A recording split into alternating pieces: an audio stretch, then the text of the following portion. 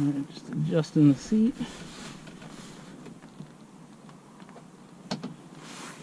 Adjusting the pedals.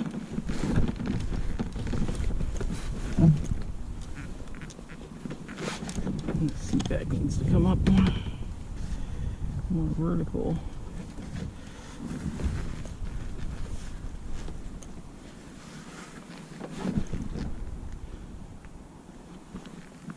Alright, try that.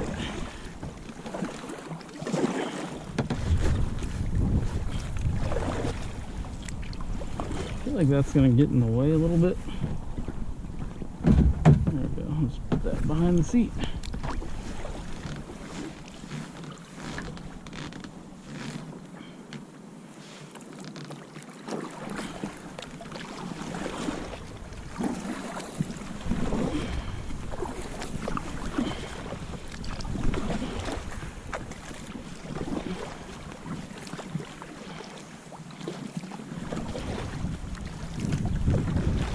Alright, so this is my first time in this Wilderness Systems Pungo 120.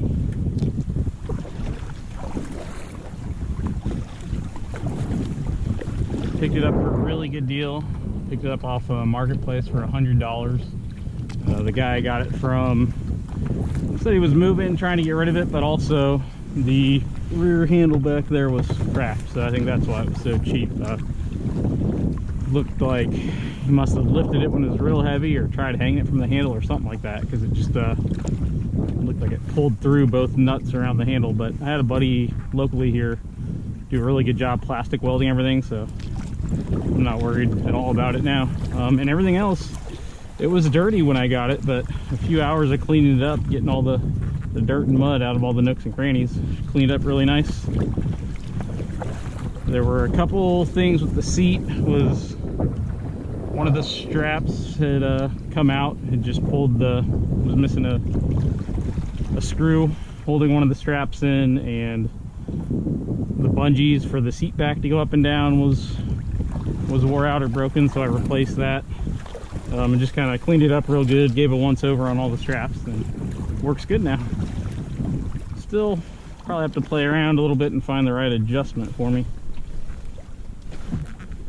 Doesn't seem like it's, well, yeah, I don't know, I'll figure it out. But I do like these Phase 3 Pro, Air Pro seats. They have the leg lifters down here. That's always one of my favorite parts of these kayak seats, that let you adjust just the support underneath your thighs here. Gets you into a nice position, kind of locks you into the boat a little bit better.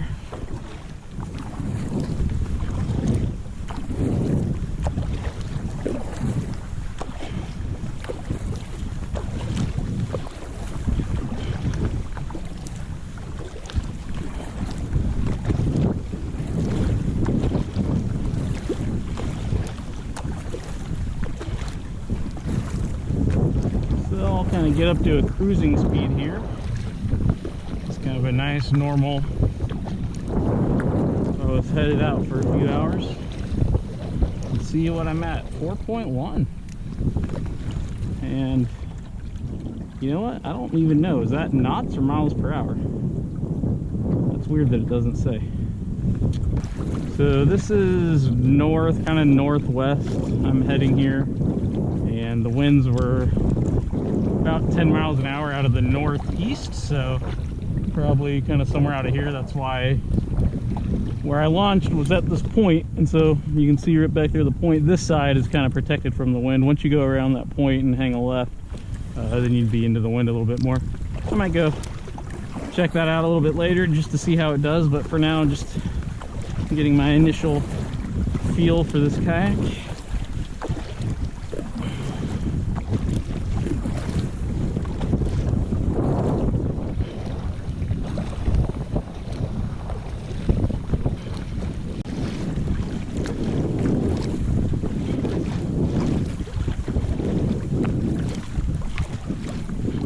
Yeah, 4.2, so I'm really impressed for a 12-foot kayak. It's a little quicker than I would expect. My only sit-inside kayak experience before this is for a year and a half to 2 years, somewhere in there, I had I picked up a Necky Luxia 14-foot. So that was a 14-foot long sit-inside, kind of a almost a recreational kayak, kind of higher end, more of a kind of a day touring, you know, more of a sea kayak, whereas this is a, you know, pretty purely a recreational boat, no forward bulkhead, just a lot wider, shorter. But I will say with that Luxia 14, I mean, my cruising speed was, I'd have to go back and see for sure, but usually around 4 to 4.5, I guess, miles an hour. And so for being 2 foot shorter, and I think I can just tell it's quite a bit wider. And yeah, still doing 3.9, and this is kind of, actually this feels, yeah, kind of more into the wind than I expected it to be a crosswind. Yeah, this feels pretty much into the wind, so not bad.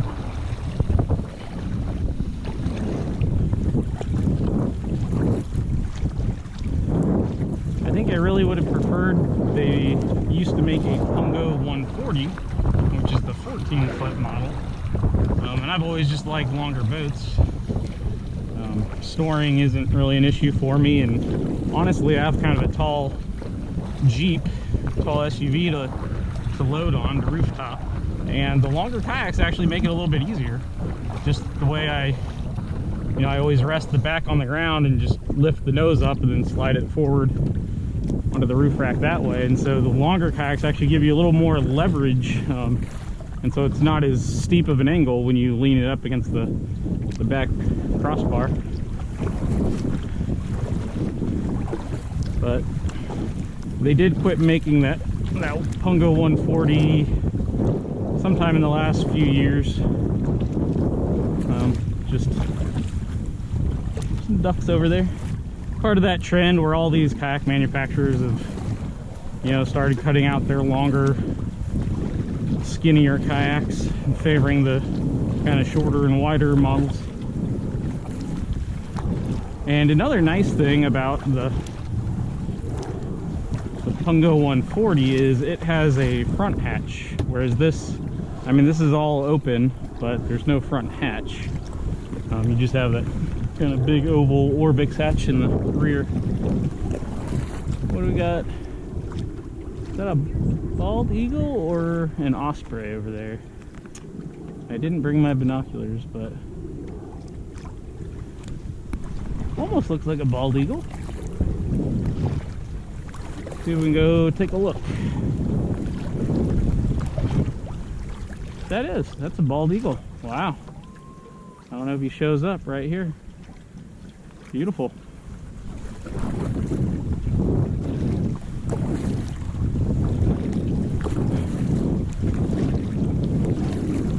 whitetail really shows up in the sun.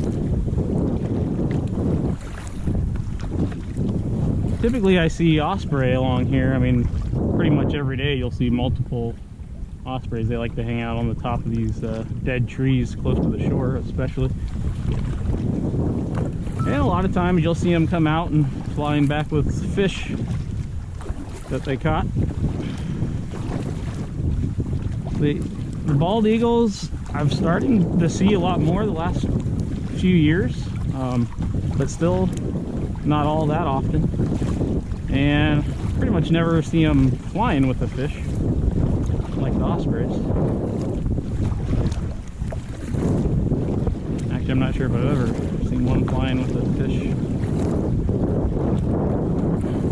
So, yeah, nice easy cruising speed here, 4 miles an hour.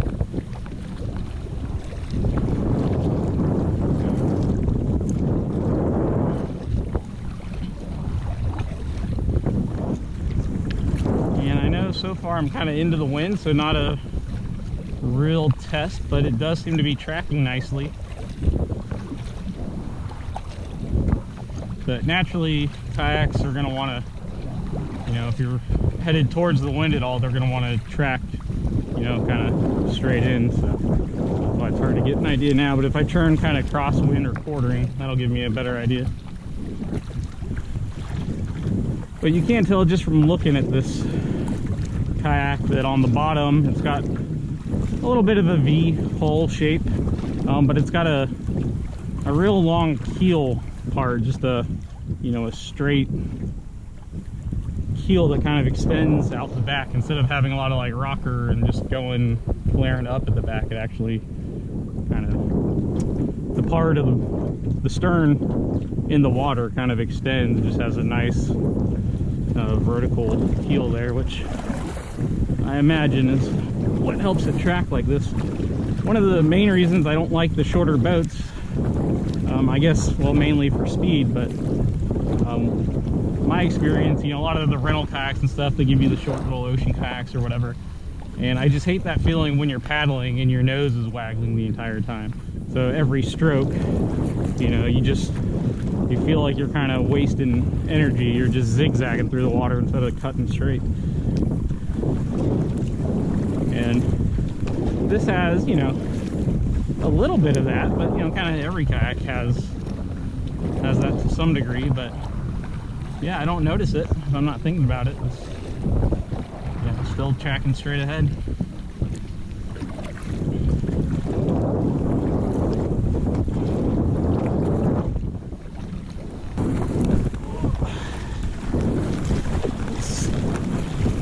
Play around here a little bit, see if I can get on it a little bit more.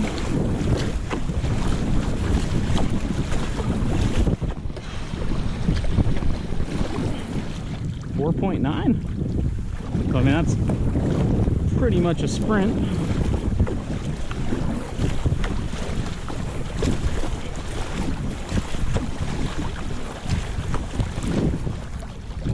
.8, 4.9.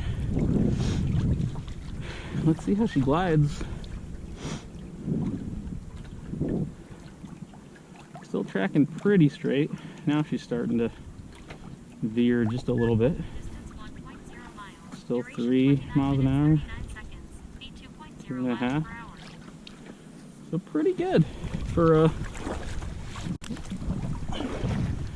again, kind of my expectations for a 12-foot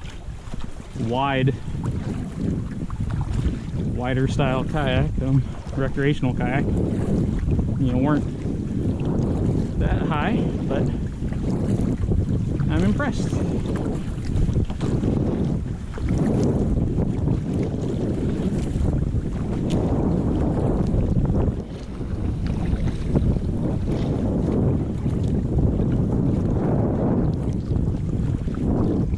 I'm kind of thinking, you know, if I keep this kayak a while, probably figure some way to throw a rod holder on the back, or, you know, I could just figure out something up here in the front, but bring 1 or 2 rods with me.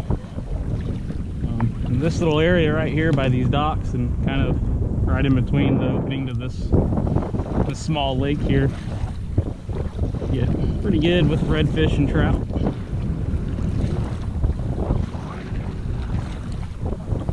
I've done a bit of fishing off my Luxia 14, and since that's more the kind of sea kayak design, so smaller cockpit, I haven't rigged any rod holders or anything to that, but I do bring a little pocket fisherman Ronco makes. I got one for a gift years ago and just kind of had it sitting in the room, never used it, and decided, you know, since I don't have that much room and everything on the sea kayak, I'll try that, and it actually works really good.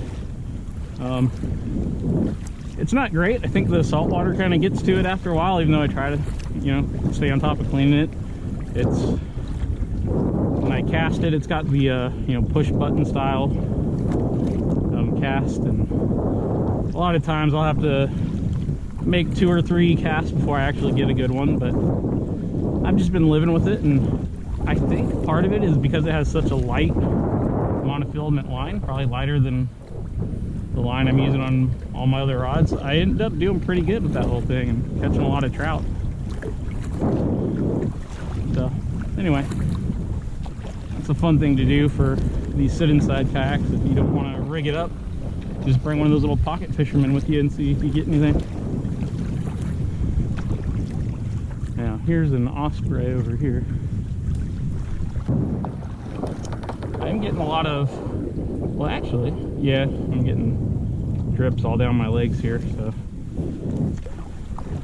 in your normal day touring boats, you know, the cockpit comes up a lot further, so your knees and everything is all kind of underneath, so stay a lot drier, whereas this I'm getting just the little splash or paddle drips kind of from my knees forward, so that's something to keep in mind.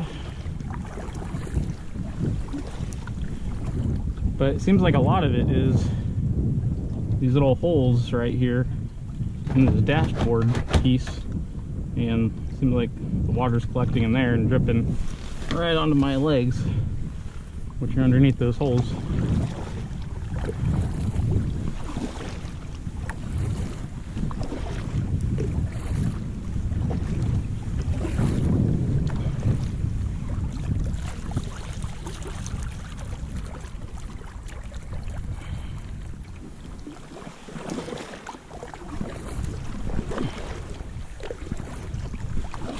My first thought is it doesn't turn as easily as I was expecting a 12-foot kayak to, but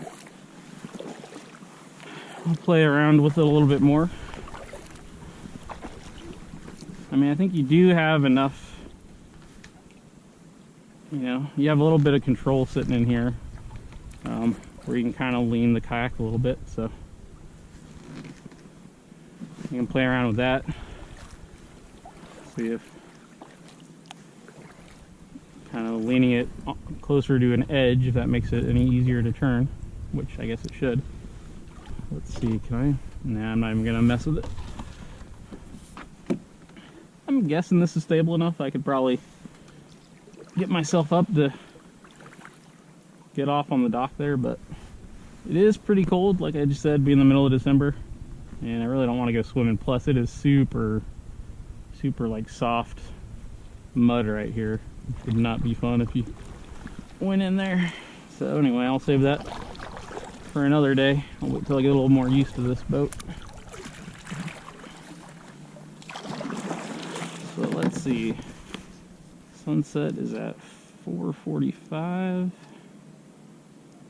and it is 3:45. All right, so exactly an hour. All right, go play around a little bit more, head back from where I started, and maybe turn around that point I was talking about and see how it goes into probably a little bit of a light chop out there, I would guess, with the wind. So I'll go do that.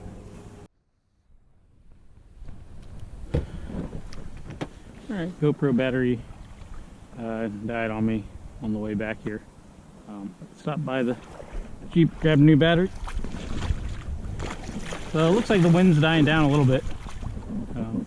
Yeah, you can definitely tell. Yeah, it's just here in the last 30 minutes really started to die down, but I'll head over there. Maybe find a little breeze, see how it performs over there.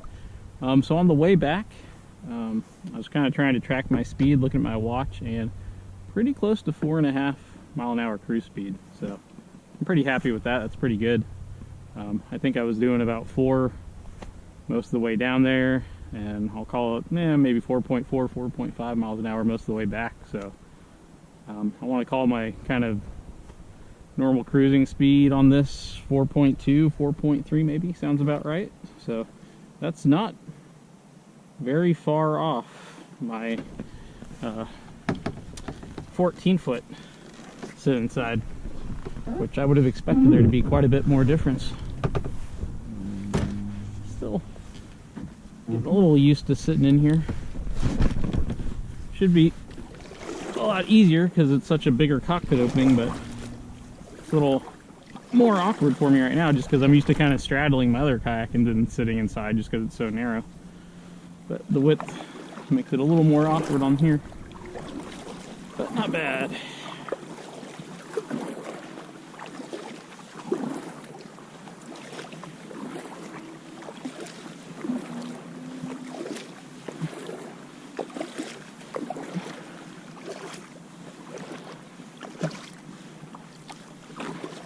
Haven't really done anything to test the stability, but you can tell it's definitely very stable. When I'm just kind of playing around, leaning out to the side, I don't feel any tippiness like it's going to go over. Got the sheriffs hanging out here. That's good. Keeping an eye on everybody. Usually you see, this is actually Air Force property, so typically you see the Air Force security or DOD police or Florida Fish and Wildlife. But got the sheriffs out here today.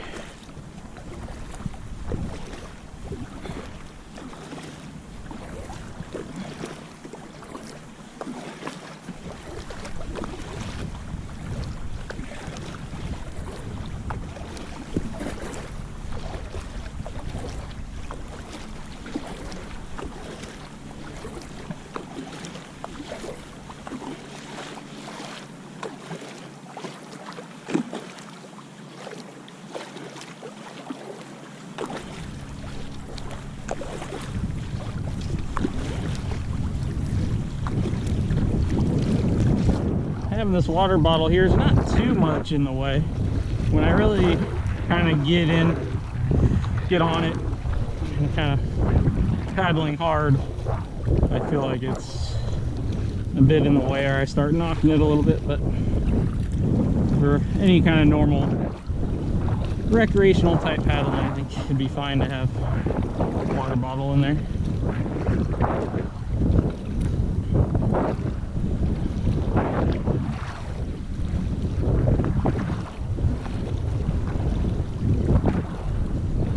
Check the speed again here, a little bit higher effort. So this will be kind of a faster cruise speed, and showing 3.94. But again, this is into a little bit of a breeze, so not bad. And this chop is, you know, not much out here, but this is, you know, I'm not getting any splashes into my lap or anything. A few times, you know, this bow hitting the wave, it splits the water nicely, so that's good. I guess this would probably help too. Having that cockpit up there help keep the water from coming back and rolling over into the cockpit. And I probably don't want to be much further from shore than this, just because if anything were to happen, I'd be swimming back, I'm pretty sure. I do have a bilge pump and a paddle float, and I know on my more sea kayak, Neki Luksha, I've practiced a handful of times and I know in deep water out here in the middle of the bay, I can still use the paddle float, put the paddle back there, kind of use it as an outrigger to pull myself up on the kayak, and then you can kind of wiggle your way into the cockpit and just try to balance yourself best you can until you start pumping some water out, because once these things start filling with water, they get really unstable.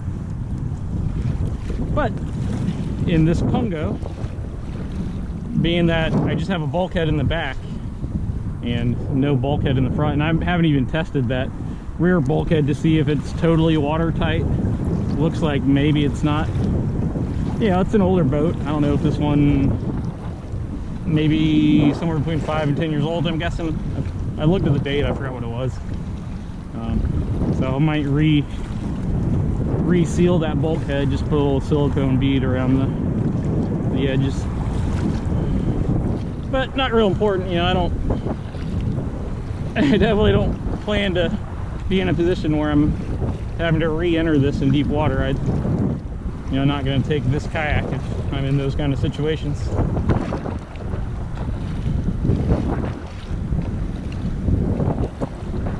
I'm trying to do a little bit more paddling in the rivers. The last couple of years I've been doing that more, and I think this would be a great kayak for going down all these different rivers and streams we have around here.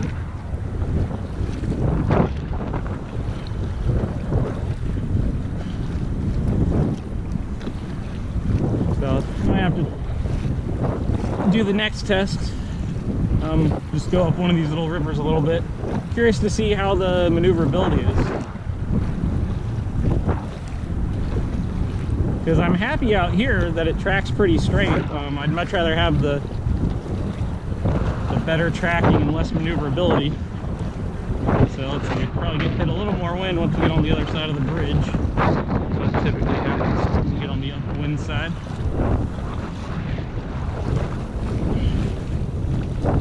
So I'm having to work a little harder through here, paddling a little bit, a little higher effort. But let's see, yeah, still 4.1, 4.2 miles an hour, not bad.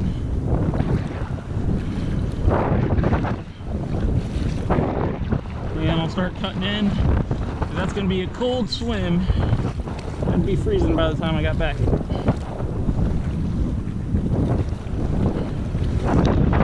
But this thing is so stable. I mean, if I'm out here just paddling, I'm not worried at all. I just always exercise extra caution.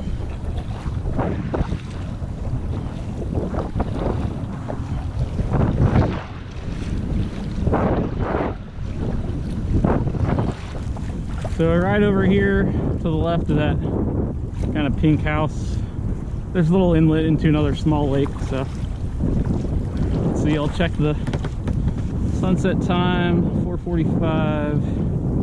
It is, okay, so 23 minutes to sunset. I'll have to pick up the pace, but I'll just poke my head in this little lake here and then head back. That should get me there. Still a little bit of light left.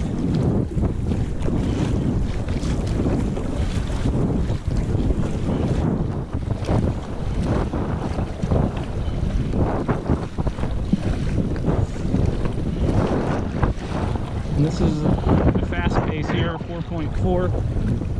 This is, into a quartering headwind.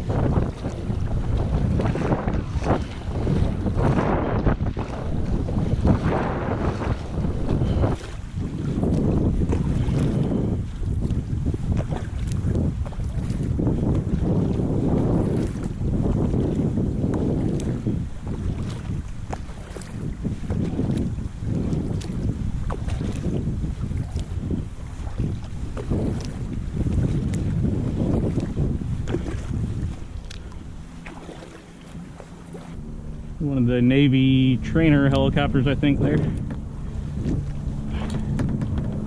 What are they? TH-37 Thrasher, I think. Let's see if I'm right. They're usually on flight radar when they're training. There it is. United States Navy TH-73 Thrasher. 105 knots, 350 feet.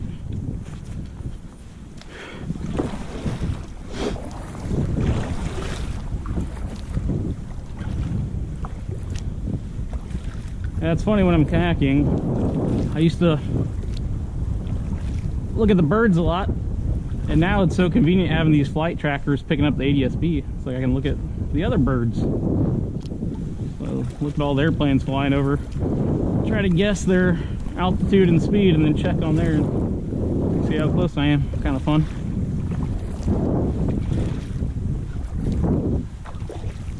Oh yeah, this is nice back here.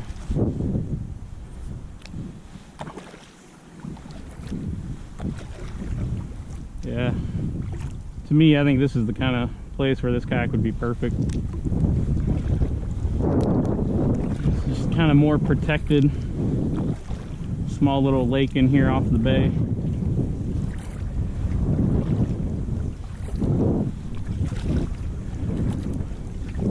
Paddle around, look for dolphins, bring a fishing rod with you, try to catch some trout back here. Yep.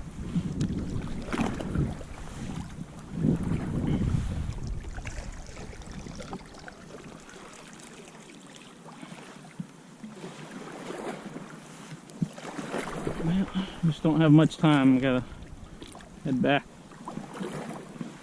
right now. I want to make it by sunset. I got 10-15 minutes. Yeah, I do get a little wetter in this than my other kayak, just because of the cockpit being so open. They do make some skirts, spray skirts for these. I know Wilderness Systems, they actually sell kind of a full-on one that actually covers this whole length. But then I saw, I think Seals and maybe Wilderness Systems also, they sell kind of a half spray skirt, like a shorty one or whatever they call it, but it just comes up, you know, it doesn't come all the way up and wrap around you like a normal spray skirt, but kind of covers most of your legs, I think, to just keep the sun and rain, whatever. But depending if those come back, if those shorter spray skirts kind of cover up my knees here, that might be nice just to keep the splashes off. Obviously for most of the year, especially here in Florida, that wouldn't be an issue at all. But one of the things I generally like about the sit-in sides is that you stay a little bit drier than most sit-ins. You're not, you know, sitting in a puddle like a lot of sit-on tops. And so I tend to favor them in colder weather. So where I might want to go out on a real cold day on one of my sit-on tops, because I know I'm, you know, going to be getting wet, just getting in and out of them, or you know, just getting whatever splashes, or especially fishing, you get more wet. But these sit-in sides, you stay a lot drier. And I think it also helps, you know, you're not as exposed to the wind too. So, you know, kind of your legs are still out of the wind, so not getting as cold.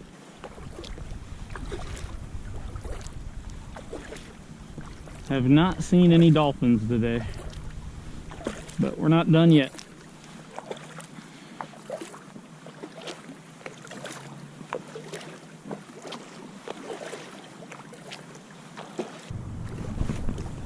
Alright, got some pelicans over here. I guess I should start. Oh, there's a dolphin. I'm so busy talking, I just saw his fin go down right here. He must have been out here a while, and I'm probably just... Oh, perfect, right here. So busy blabbing, I didn't even see him.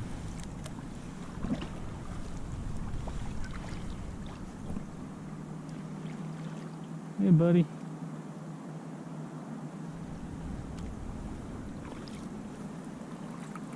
Oh, yeah, I just saw another one up. Couldn't tell if it was just this side or past the bridge.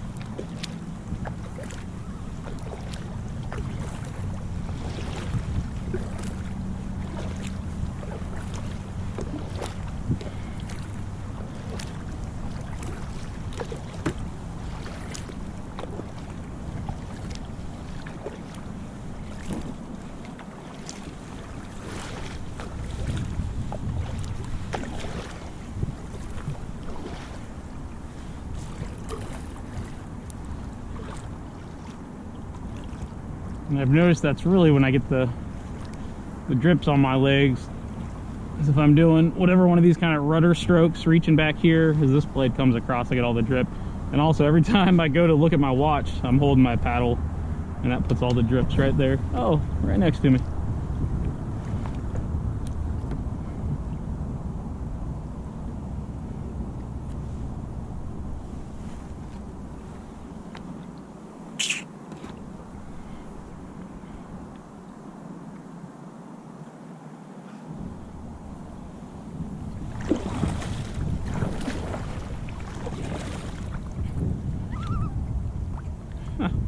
Funny sounding ducks.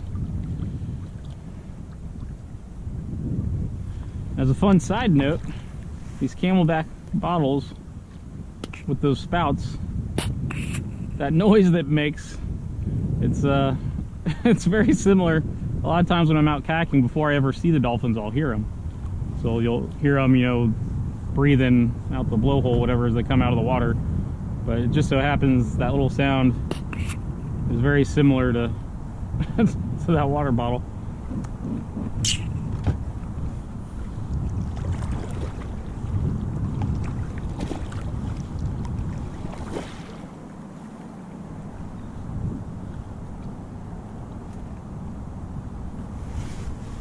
Yeah, so just a little, tiniest little puddle in here. Not much water. I could just grab that little sponge, that would get it all out. Yeah, so there's another dolphin between those pylons. I'll wait another few seconds, see if this one comes back up, but really should be getting back.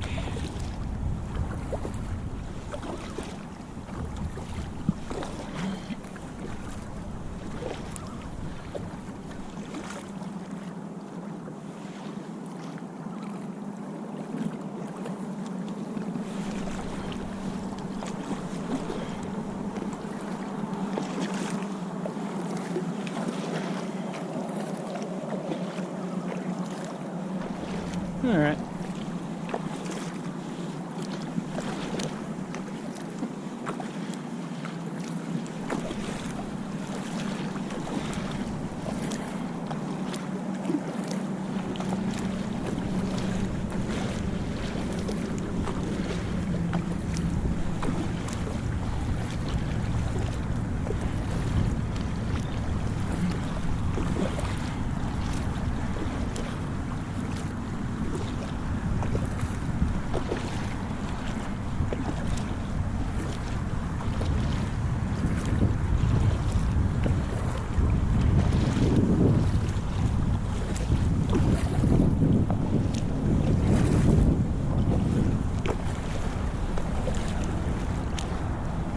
Oh, there he is.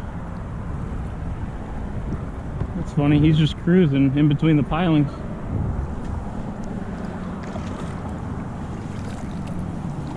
So I guess I'll give the quick summary here as I round the point and get back to the truck.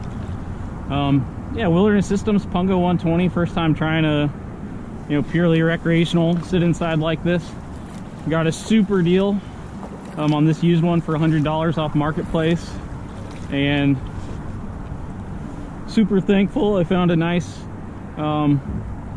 local guy here off one of the kayak fishing pages who did a really great job plastic welding the back for me. That was part of why I got such a good deal. Had cracks by that back handle, but got that new handle bolted in good, super secure, no worries.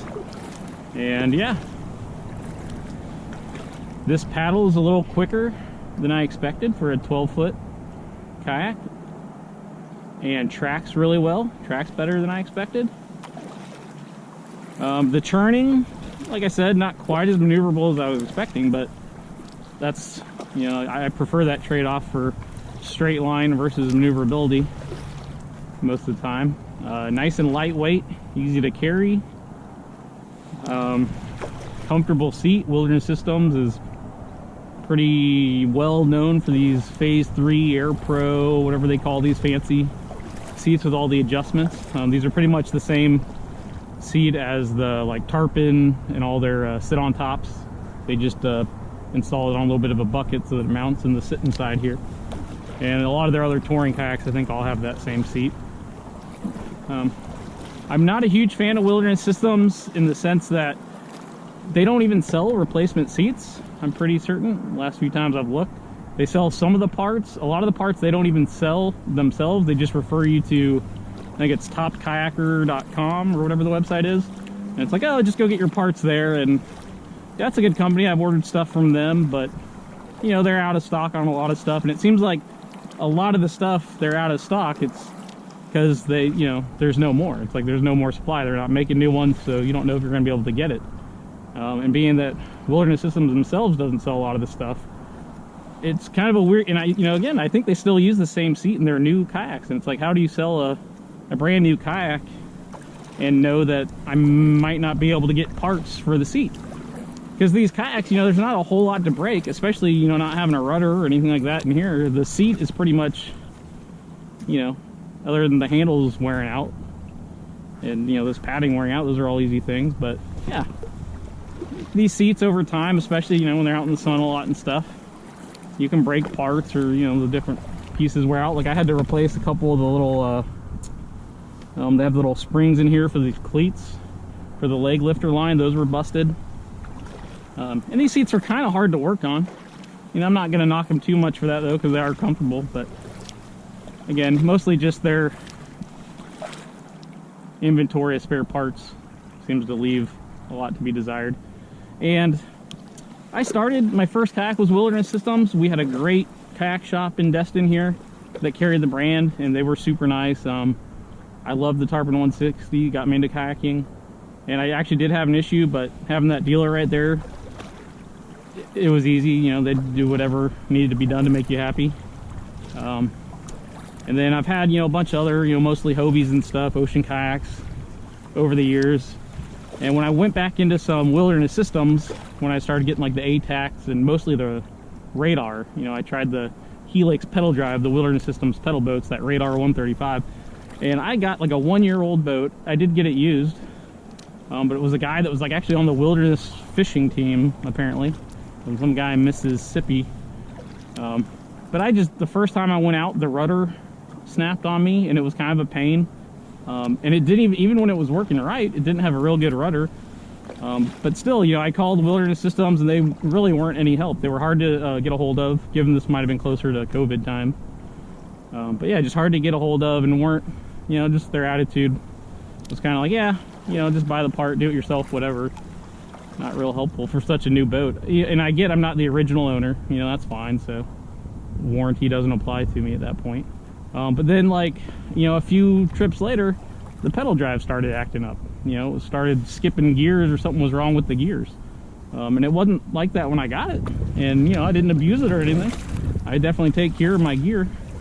Anyway, so I called Wilderness Systems and explained it to them, and they were just like, oh, yeah, you know, we'll sell you a new Helix pedal drive for $1,000 or whatever it was. You know, it's like, what? You know, they're like, yeah, there's really nothing to repair, and since you're not the original owner, you know, there's no warranty for you, so just give us the $1,100 and we'll give you a new, you know. It's like, I don't know, I didn't like that.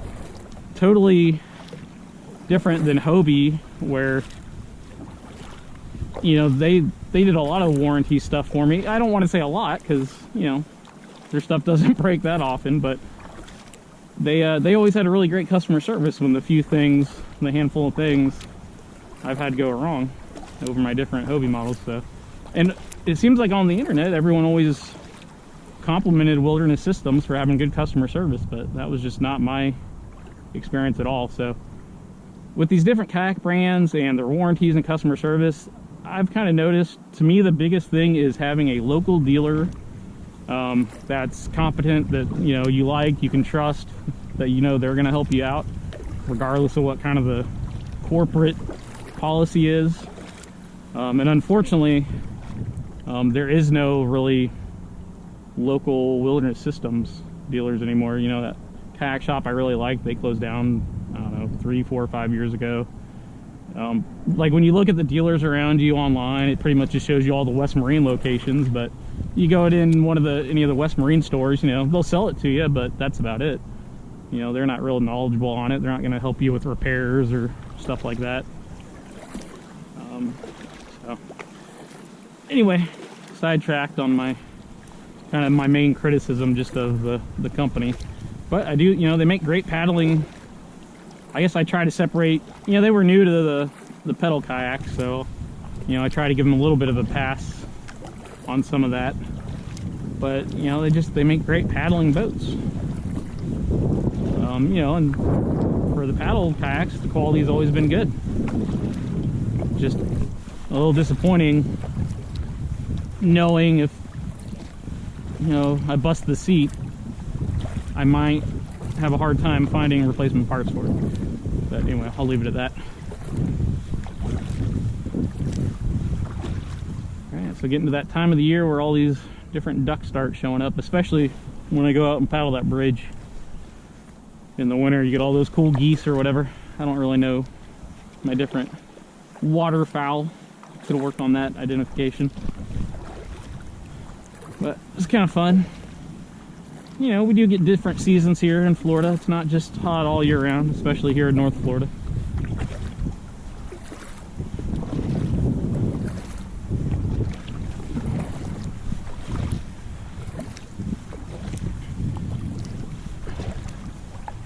So yeah, happy with this.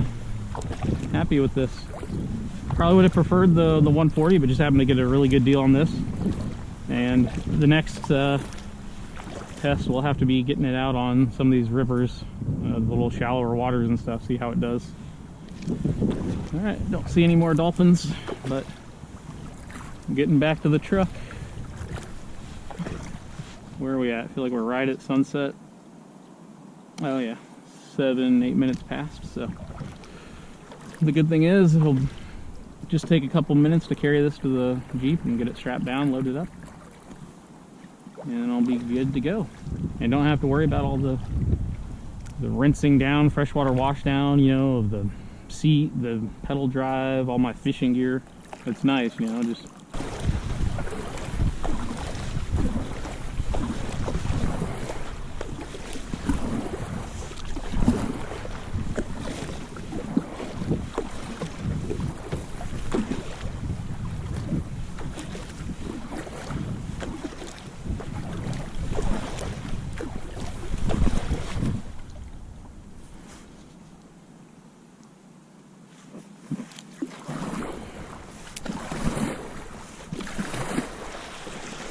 oh, and the last thing to say about my little mini review, first impressions, I need to figure some kind of paddle park out.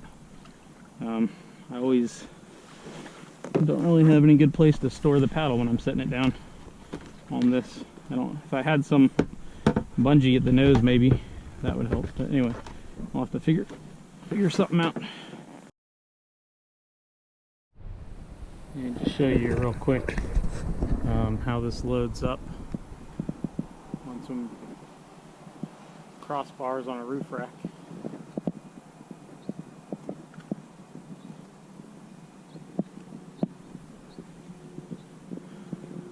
So I actually like that it has kind of that V-hole shape.